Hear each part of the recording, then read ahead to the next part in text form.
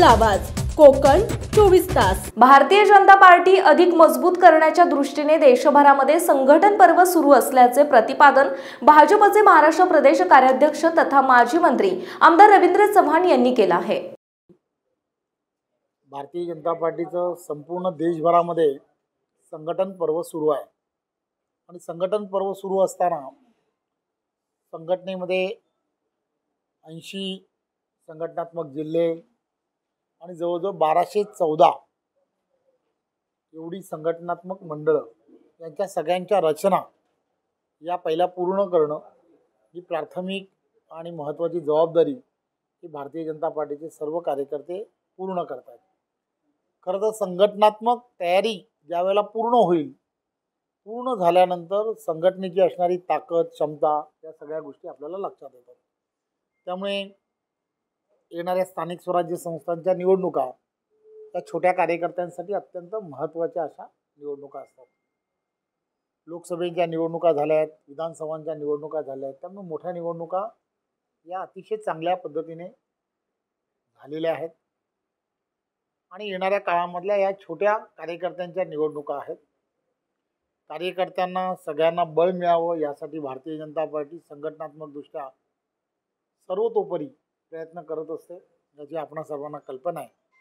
त्यामुळे येणाऱ्या स्थानिक स्वराज्य संस्थांच्या निवडणुका ऑक्टोबरमध्ये होण्याचे संकेत भाजपचे प्रदेश कार्यकारी अध्यक्ष तथा माजी मंत्री आमदार रवींद्र चव्हाण यांनी रत्नागिरी येथील शासकीय विश्रामपूर येथे पत्रकारांशी बोलताना दिले आहे। अंदाजे ऑक्टोबर महिन्याच्या जवळपास या निवडणुका होण्याची शक्यता आहे। त्यामुळे अजूनही घोडे मैदान फार लांब आहे। जून महिन्यामध्ये आपण आहोत, त्यामुळे जून महिन्यामध्ये आम्ही आमच्या संघटन पर्वामधल्या ज्या महत्त्वाच्या नेमणुका आहेत त्या नेमणुका आता पूर्ण करतो।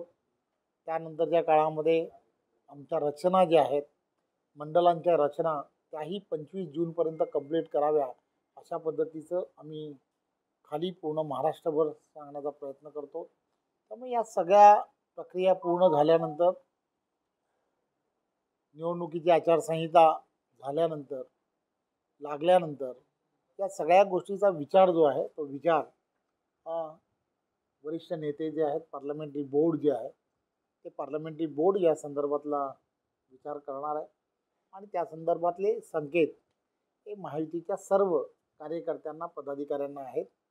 त्यामुळे या सगळ्या गोष्टींचे निर्णय जे आहेत ते पार्लमेंटरी बोर्ड करेल। त्यामुळे पार्लमेंटरी बोर्डामध्ये जो निर्णय होईल तो आम्हा सर्व भारतीय जनता पार्टीचे कार्यकर्ते असतील पदाधिकारी असतील यांना सगळ्यांना मान्य आहे।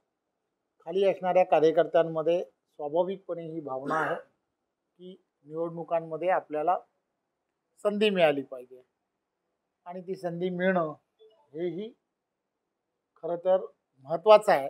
परंतु त्या संदर्भातले सर्व निर्णय जे आहेत ते निर्णय त्या वेळेला वरिष्ठ पदाधिकारी पार्लमेंटरी बोर्ड हे घेत असतं। त्या पार्लमेंटरी बोर्ड नक्कीच कार्यकर्त्यांचा सन्मान होईल अशा पद्धतीचे निर्णय हे त्या ठिकाणी घेतील असं मला वाटतं। महाराष्ट्रातील तसेच कोकणातील महत्त्वाच्या बातम्या पाहण्यासाठी कोकण 24 तास न्यूज चॅनलला YouTube वर सबस्क्राइब करा आणि बेल आयकॉन प्रेस करा।